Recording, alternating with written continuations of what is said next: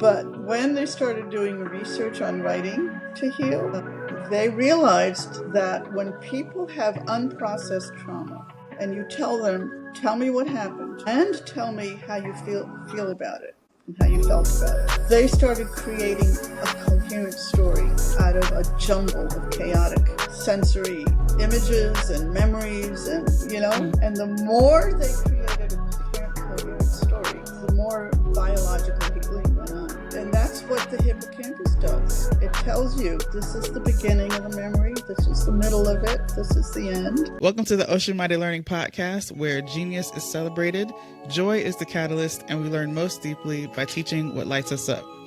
I'm Parshel Oshimade, executive learning producer, curriculum designer, and former high school math teacher, and lover of all things wisdom.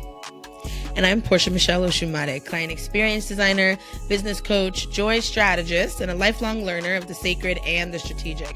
Together, we're excavating wisdom from our brightest and most brilliant friends and partners, gaining insight that transform how we learn and how we teach in today's world. So join us as we offer insights, community wisdom, and unique perspectives on experiential learning. So welcome to the show.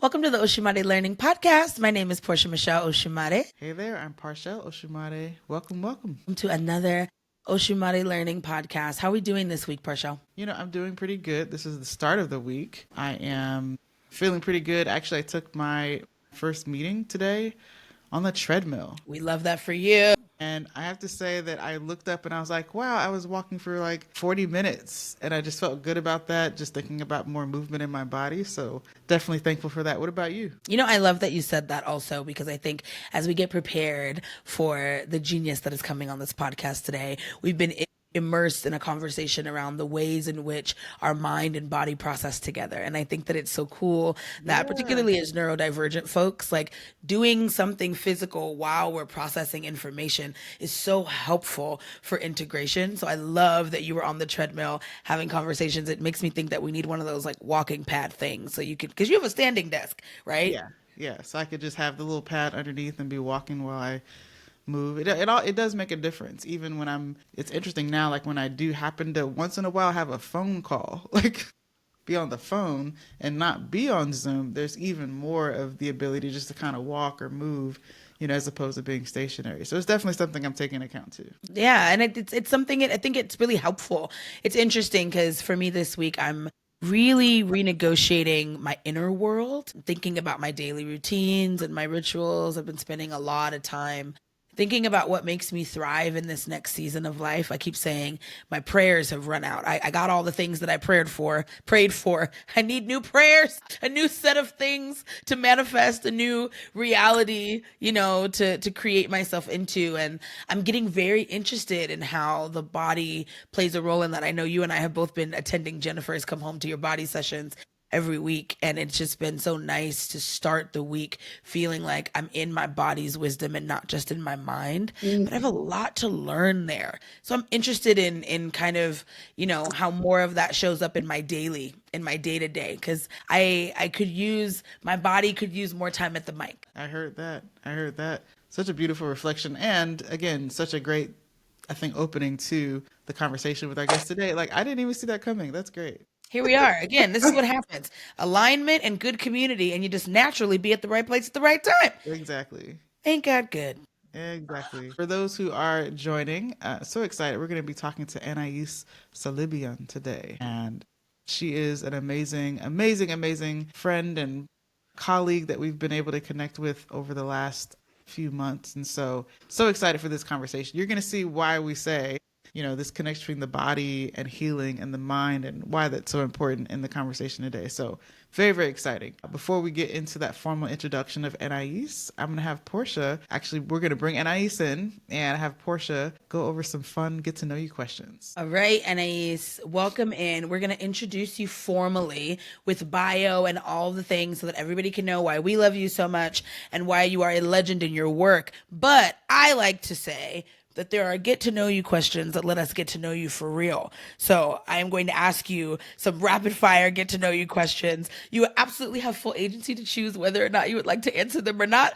We are going to slowly intensify from very easy to maybe a little bit more personal. Should still be pretty fun though. My request is that you, if you do decide to answer, think of the first thing that happens right off the top of your head with these rapid fire questions. But my hope is that it allows our audience to get to know more of the woman behind the expert. Okay, are you down for a little bit of that? Sure thing. Fantastic. Okay, we're going to start off nice and light. Nice and light. Desert sunsets or beach sunsets, if you had to choose? Tough one. I know. I'll say desert. Okay. Ooh, why? Because the night sky to come is going to be incredible. Yeah. Love that. Okay, in that same vein, what's your favorite kind of nature and why? I love the forests of the Northeast. As soon as I walk into the woods, I feel like I've come home. Oh, I love that. Okay. Next question. What color do you wear most often and why do you think that is? Lately, I've been wearing sort of turquoise, teal. Interesting. Yeah. That is so funny. I'm laughing because the last podcast that we did with Nona Prather, she was like, turquoise is one of my favorite colors. And that's the color. And I was like, of all the colors to pick, that's awesome. How do you feel in turquoise typically? Oh my God, it's embarrassing. I feel like a gem. Love. That's not embarrassing. That's great. Everything that's going on in our world, I would love to feel like a gem. That's fantastic. Okay, Anais, that's a great answer. Great answer. Okay, couple more. Turning up the heat slightly, but not too crazy. If I gave your 10-year-old self $150, what would you have bought for yourself? I think I would have bought a combination of art books, art supplies, and books to read. So very much an artist from always. I guess so. Okay. I My love father that. once gave me a set of colored pencils when I was about that age, and I just went nuts. I still have them, what's left of them, you know? Oh, wow. Well, that's really special. Okay, last question.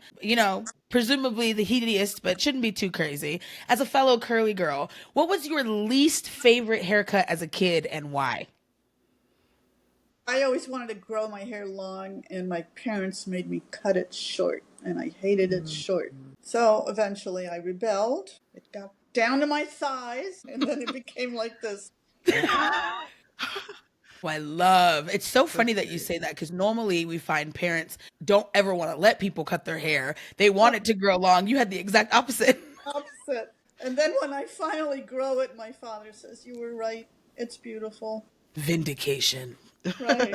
Anais brand justice. We love to see it. All right, my darling. Thank you so much for allowing us to get to know you slightly more personally through these questions. Parshell, please take the time to give us the full good bio. Let the good people know who is Anais Salibian and the magic that she is for us and the world. Love it. Senior bodywork teacher at the Rosen Method Open Center. She's also an award-winning instructor who received the Teacher of Adults Award for Creation and Appreciation of Literature in 2004. What makes her really special is how she bridges physical and emotional healing through both touch and language. Her Writing to Heal classes have reached women's shelters, rape crisis centers, and cancer support organizations, and drawing on research showing how narrative writing creates psychological healing. Anais has developed a powerful approach to trauma recovery that we're excited to explore and talk about today. So let's get ready to learn.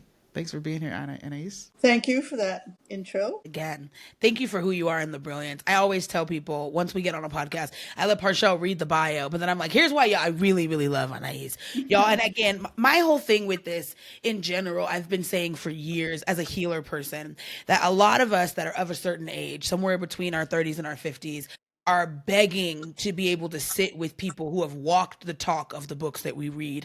And what I love so much about Anais is Anais brings a wealth of wisdom of walked talk, of actually doing the thing live in the wild with the actual human beings. She is not an AI. She is not just an author. She is not just someone who crafts frameworks. She's somebody who's lived her frameworks and actively. And it's one of those things that I think it is always a blessing to be able to sit and learn from somebody that has that lived experience. But I also find what I love so much about you, Anais, is that there is something so innovative around the wisdom that you are bringing that feels time tested, but brand spanking new to me.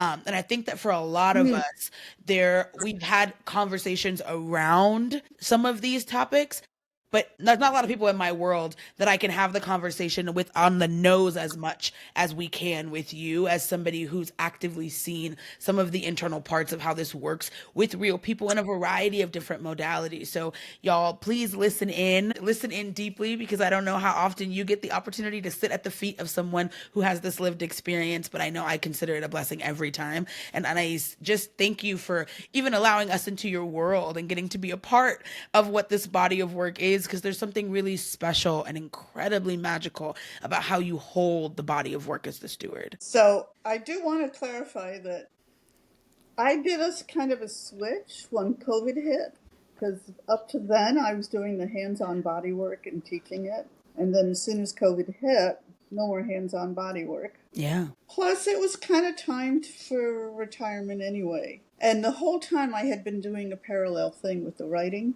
and writing to heal. So currently, that's what I'm focusing on, is writing a book, creating a course with you guys, and spreading the word about how writing heals. And because I have a somatic background, what's really amazing to me is how writing heals physiologically as well as psychologically. That was the research that blew me away. It is so interesting, listen, to get into that research. And this is what I mean, Anais, and I think that like the mediums have shifted, but the work for you feels like it's always been the same. So tell us a little bit about how you got into the body work and the writing. So interesting. When I was in my 20s, in the 1970s, I realized I wanted to be what we call a therapist.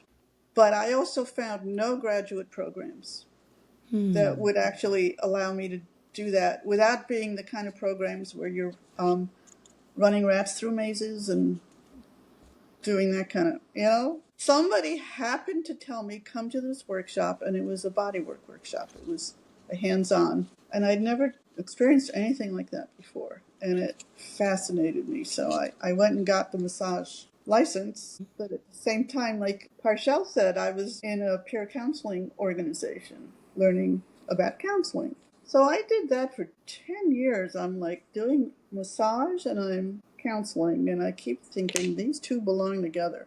They belong together, and I cannot make it happen. I couldn't invent it. And so I spent about a year and a half searching for a method, and I finally found one that actually does put the body and the mind together. But I couldn't learn it. I spent 3 years in training, and I couldn't learn it. And I finally realized that the reason I couldn't learn it is because I was not embodied. I myself was dissociated. And then I discovered that I have every symptom of post-traumatic stress disorder. No wonder I'm dissociated. I have PTSD. I didn't even know it. So through that training, I got inside myself. I got inside my skin. I got embodied. And I remember the moment it happened. It was as if the black and white world turned into a technicolor world. It was a sudden dramatic change for me. And like you said earlier, Portia, all my prayers came true after that. Everything I wanted, I got. But the journey is not like that for a lot of people. It's not a sudden shift. Yeah. It's more like you work hard over years and you go back and forth and you spiral into a growth out of your survival patterns and into your true self. It's so interesting to me, Anais, also because I feel like for those who are listening in for the first time and maybe have never even heard of the word somatics or any of some of these mind-body connection, give us an explanation of when you say you were embodied. What does that mean for you, and what does the practice of somatics mean for you? Most of us in this culture, in our world, identify with our thoughts. We think that we are what we think. And the whole culture has discouraged us from really listening to and hearing from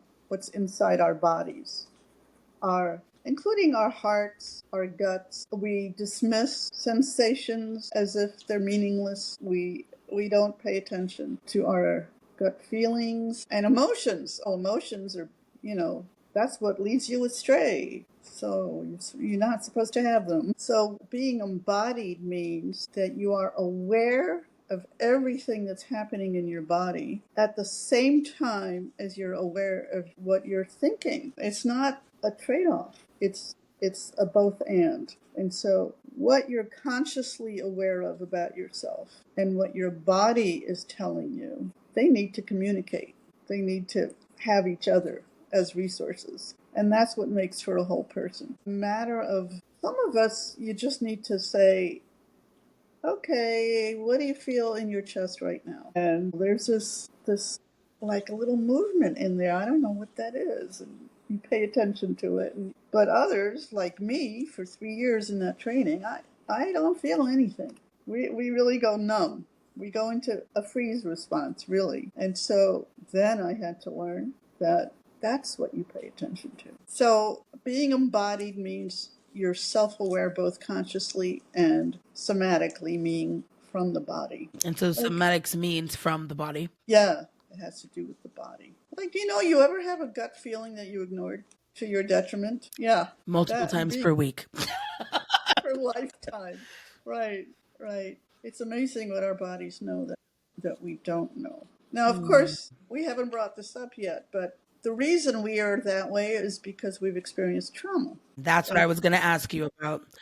Yeah. It's Not only the conditioning of the culture, but it's actually a trauma response. Yeah. To not feel yourself, right? And it seems like a lot of us are, like you said, disassociated, disconnected. We're starting to float around this concept of what trauma is, but I wonder if us as a society are still learning. So we're in that place of like, you caused me trauma and you caused me trauma. We're not really understanding how trauma lives in the body and what a life of trauma will do to your internal ability to feel what is there to try to feel. So tell me, in your experience, Anais, why do you think as a society we are in a place where we're so disassociated and so freezed in our somatics? Whoa. Well, let me define trauma in a different way. Because I used to think it was the big stuff, like war or rape or car crashes and then you have to say that anything that could be labeled trauma is trauma for that person, depending on what they've already experienced, what their nervous system has already dealt with or not dealt with, the context, the support system. So one thing may be traumatic for somebody and not traumatic for somebody else. So that's one thing. The other thing is, anytime you have what's common in our culture, hierarchy, domination, marginalization, people who are in and people who are out. You can't even have capitalism without causing trauma. I'm a believer of that. I don't want to get too political. That's what I believe. People aren't treated like human beings. We were in kind of an inquiry around how trauma leads to disassociation and disconnection from the body. Okay. So and trauma is, to me, it's two things. Either you're getting attacked or you're getting isolated, rejected, withdrawn from. You're being left alone. And I think there's a component of anything that's a trauma that has to do with a breach in human connection, because that alone is trauma.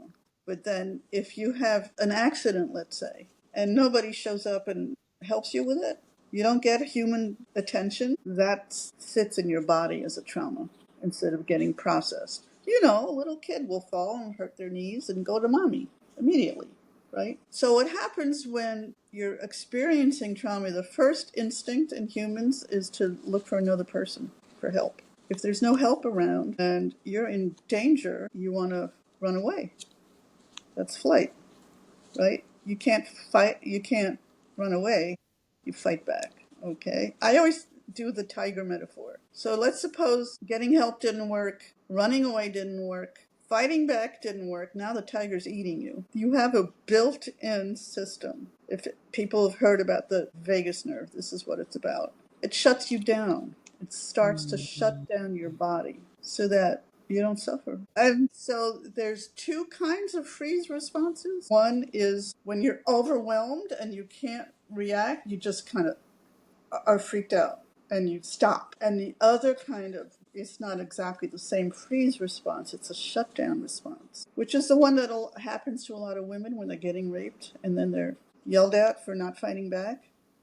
they're in dorsal dive. That's called dorsal dive. The dorsal vagal nerve is shutting you down to preserve you. So out of those possible responses to trauma, you start having patterns that you live in your life. And they end up in your body. Here's the other thing that happens during trauma.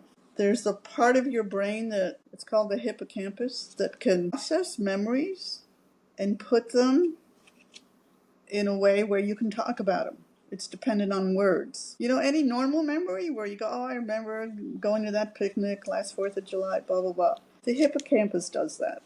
When you're getting attacked or experiencing some huge trauma, the cortisol that's running through your body, the stress chemical, is actually damaging the hippocampus, and it can't do its function. So you can't recall traumatic memories that way. Instead, they end up mediated by the fear center in your brain, the amygdala. And so they go into your body in the way that I'm not going to explain the whole neurology of that, but that memory ends up being recorded as an experience. I don't know if any of you have had relives of a traumatic memory, but it's as if it's happening now. And it doesn't have words that go with it. And you feel like you're going crazy because you're actually re-experiencing a memory, but you might not even know it's a memory. Interesting. The Ocean Body Learning Podcast is brought to you by two sponsors that are near and dear to our hearts, because we built them. First up, Business Cousins. Business Cousins is a collective of called to serve leaders who are building businesses that create impact that actually matters. We're about doing real good in the world, giving people the results they paid for, and having a damn good time doing it. If you're into running a business that you actually love, hanging out with smart and soulful folks while you do it, and being supported every step of the way, this may be the room for you. We host gatherings, workshops, and offer ongoing business development support that's as human as it is helpful. If you're interested, apply today at thebusinesscousin.com. Check us out at www.thebusinesscousin.com. And then there's the Author's Leverage. That's our studio for turning your body of work into powerful learning tools. Whether it's digital workbooks, private podcasts, or binge-worthy education content that helps you scale your impact without burning out, we specialize in transforming complex ideas into accessible, engaging learning experiences that your audience will actually use and implement. Our team of expert creators, instructional designers, and production specialists ensure that your wisdom reaches more people in the ways that truly resonate. If you're an expert, author, thought leader, sitting on brilliance, let us help you package it. Learn more at theauthorsleverage.com. That is theauthorsleverage.com.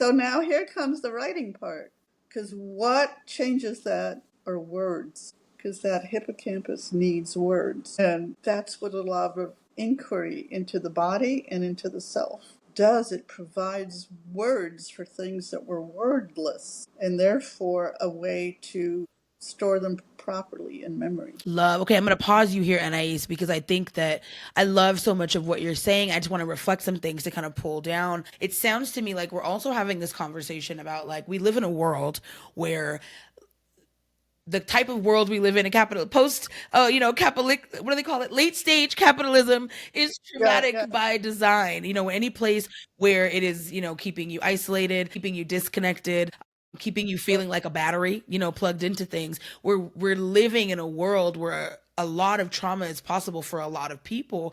And it sounds to me, what I hear you saying is that you may encounter trauma and your body is doing its best to be able to figure out what's going on, but the ability to process that trauma requires words that the body may or may not have, and writing gives us an access to those words. Will you say more about that? Right. It's so amazing to me. Working one-on-one with people in my somatic practice, the practice was spending time paying attention to things that you couldn't find words for until you paid enough attention that the words came up for you.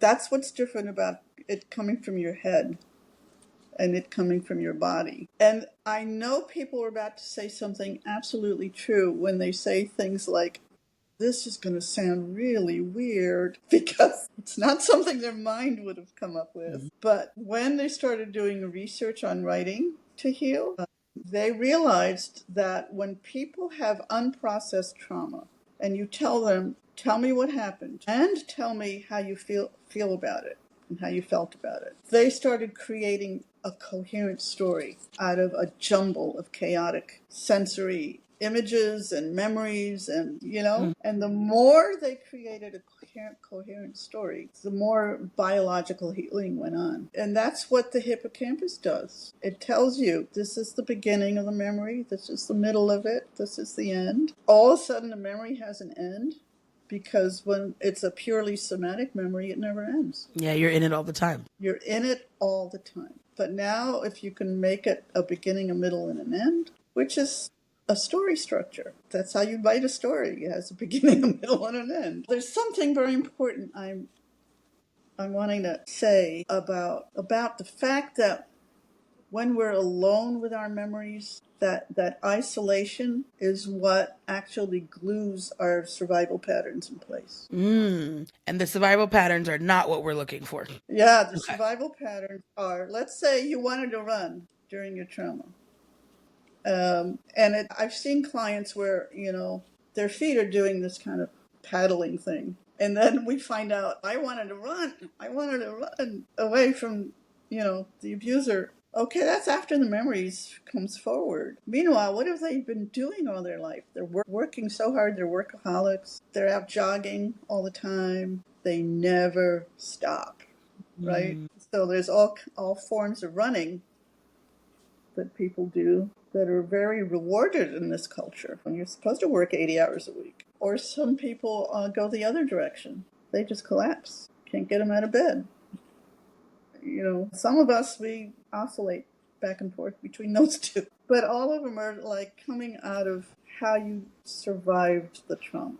Speaking out is another common one where if you say what you really think and feel, you feel like you're going to be in danger. I've worked with women who can't even say the word no. Not say the word no to somebody. Which makes sense. And it sounds to me also, Anais, like what you're saying and what writing to heal gives an access to is the ability to live past surviving. Because it's, running may have kept you from the particular situation, but it's ruining your life. Not, being able to speak up may have protected you from being hit by a parental figure who was abusing you, but it is robbing you of an adulthood, is what it sounds like. Right. The things that we do to survive our trauma are the things that rob us of the humanity of a full and rich life, is what I hear you saying. And I want to add to that, and it's not our fault, because this is the really important part. The reason that you don't have awareness of your body responses all the time, and your conscious awareness and your embodied awareness aren't on board, is because they're carried by different neural nets. We have nerve cells, neurons that operate in clusters of nets, and the part that's in charge of your conscious awareness and the part that's in charge of your embodied awareness, those neural connections physically, literally get severed during trauma. It's a break in connection. So what healing actually is we're trying to get those nerve cells to reconnect with each other and communicate with each other again. Okay, that's what healing is. And so what we need to do is create the conditions in our lives that allow that to happen. Tell me a little bit about how writing is powerful for that and how you've seen writing be a powerful way to reconnect those connections. One simple way is people who have ever taken writing courses or, write, they've heard the old adage, show, don't tell. You've heard of that? So most people, when they're beginning writers, they write like they tell. In other words, they're writing about something, and it's sort of like a summary of what happened, a reporting of what happened. To show means you're writing more like a fiction writer, meaning you're inside the skin of the character, and you're reporting everything that they're experiencing. You're not, I said reporting, you're telling us how fast that heart is beating, or if they're feeling sweat on their palms, if that light is blinding them, or all the senses. So when you're using all the senses, you're being embodied. and you're having to include the body experience with the events and with abstract concepts about the events. I remember one strong example of a woman who said, I had an unhappy childhood. Okay, that's an abstract concept. I had an unhappy childhood. But when she said, the first time I didn't cry myself to sleep was the first night I left home. Now we know something about her Yeah, childhood. a little bit more concrete there. Yeah, right. So to write concretely instead of abstractly, that actually starts putting together. And the practice of writing that way is a practice of getting these neural nets to meet each other. Because they're both having to be sort of like when you meet a person, you have to be in the same room to shake hands, right? Same with these neural nets. That's They so have to be used interesting. And that makes so much together. sense to me when I think about, as a person who's experienced a good amount of trauma in my life. And Parshell, I'd love to have you weigh in here as well. It's like, going back to recall the memory, your body's done as much as it could to possibly forget it. So recalling it is a Right, whole nother conversation. But the ability to be able to look at it like a character and speak from the lens of that character, when I have done that in the past, and when therapists have asked me to kind of describe my 9-year-old self and what I was wearing and what I was smelling and getting kind of into the five senses right. of it, I will pick up things as an adult that I would not have even fully remembered about what I made that mean and where other places it shows up. But I wouldn't have seen that just recalling the memory on my own. I would have had to have described it and written it out to get a full breadth of what it meant for my lifetime. And I think that writing is such a really powerful way of doing that, and story and narrative is a really powerful way of doing that, because it does help, like you said, almost like, invite both people into the room when we were in two completely different rooms before, right? How I felt is one thing. What happened is another thing. What I made it mean is another thing, versus having the ability to kind of pull it all into a space. And Parshall, tell me a little bit about, because you're somebody who I know, avid journaler, avid writing practice, like, actively uses this as a way to be able to process life. How has writing opened up the ability for you to be able to heal? Yeah, it's interesting hearing it from Anais' perspective, because you're coming with the science and a lot of this background, and it's like a lot is clicking for me in this conversation, because as someone who journals and writes, it really is something that I feel like creates this very interesting like workaround of a hack. I don't know what it is. I guess the hack of the internal system to bring those pieces together, by virtue of the ability to be a more of an observer of what's happening. If you're Yes. watching a movie or something, and I'm someone, I love movies, I love stories, and so I oftentimes will find myself seeing myself as part of a story that's unfolding. And that usually does give me a little bit more peace and allows me to process. And I imagine also, like, that's why one of the reasons I'm so interested in your work, Anais, and what we're doing together, is that basically we're giving an experience for people to go down that journey, right? No matter what the trauma is, right? You get to fill in your own story and reflect on it. And so to be able to house that in a tool of sorts it's such a blessing. And I'm, of course, like over the moon excited about it, just because I know the power of what it's been in my life, just to be able to reflect on a story and then see my present life as just another story that's unfolding, right? Like you said, we're not our thoughts, we're not the things that we think about ourselves, you know what I mean? There's Right, a right, separation right. that is of value. And if we were really seeing ourselves from a higher perspective, we would absolutely take on a much different account of what it is that we're seeing and experiencing. It doesn't discount what happened. It doesn't discount how we feel, any of those things. It just, I think, in a very interesting way, brings it together. And to me, that's the power of the story. Bring together internal Yeah. integration. Yeah. What we're after. And I want to use the word resources. To do this work, you need enough resource. You need the right resources. And there are so many writing prompts and writing structures that are actually resources. Like your journal has been a resource to you. This is what I think, Parshell. I think that there is a Parshell who never got damaged. And your writing makes you be able to have access to her. And she's the healer. I mean, and once that part of all of us gets on board with this, that's how we heal. Love. Survivors are amazing people. I don't know how they are. I don't know how they've retained so much grace. It's amazing. Wow. And so, in kind of wrapping this conversation down, I know that Anais, you've spent this portion of your life creating tools and resources for people to be able to activate their own healing. Well, tell us a little bit about why now feels like the right time to be putting out resources for folks to be able to write to heal. Well, personally, in my life, it was the right time because I've done a lot of years of one-on-one work, and I wanted a broader exposure. I want more of the world to know, right? Yeah. But the more of us heal, the more likely it is that we can kind of build a society we want instead of the one we got. Yeah. To, what's the word, persevere through the stuff that's happening now. That's so, it's so traumatizing. Yeah. And it's interesting because I think that those of us who followed revolutions and have watched what's necessary to happen for things to be different, there's oftentimes a bit more trauma before we're on the other end of something opening up to be a little bit more free. So it would behoove a lot of us to get to the root of these conversations, to meet ourselves in our own moments, to figure out what's running the show in here. Are we in a freeze or a fight or flight and don't even know it and are calling it a default setting? If we ever desire to have the space and the freedom to imagine ourselves free and imagine a new world, we'll have to do the internal work first. Right. 100%. Right. And not doing it in isolation either, just to chime in also. Right.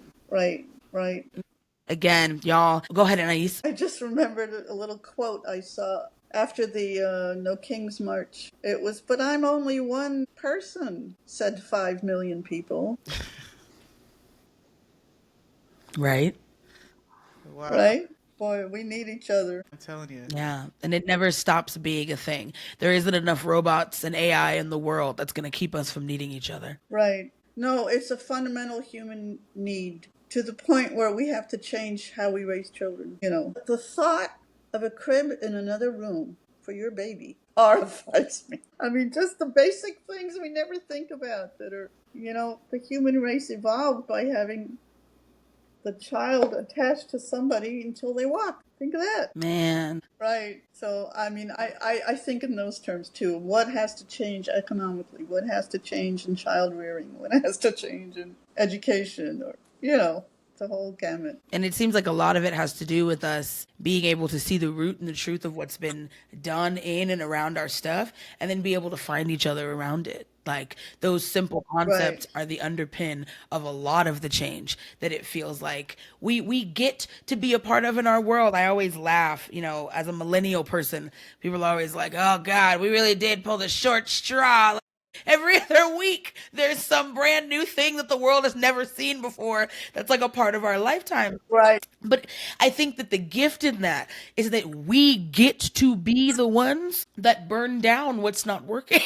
We get to be the ones that say, "Hey, this is not working. It's been not working. What do we want to do about it?" And I think that a lot of that starts with us, starts together, and starts with us revisiting what we thought was normal and really interrogating why we believe that this reality should be this reality if we ever expect to create a new reality. Again, Anais, what a gift you are. Thank you so, so much for being here with us on this podcast today. We could talk to you for days about this conversation, but we give a little snippet here, and you all, for those of you all who want to continue to learn from Anais, you want to continue to learn with Anais, let us know, Anais, where best can we find you?